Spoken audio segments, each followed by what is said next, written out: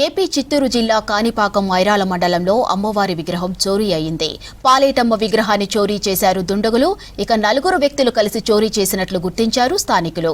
అందులో ఒక లేడీ మంత్రగత్తె ఉన్నట్లు పోలీసులకు స్థానికులు సమాచారం ఇచ్చారు. సకాలంలో స్పందించి 4 నిందితులను తనంపల్లి మండలంలో పట్టుకొని దర్యాప్తు చేపట్టారు ఐరాల పోలీసులు.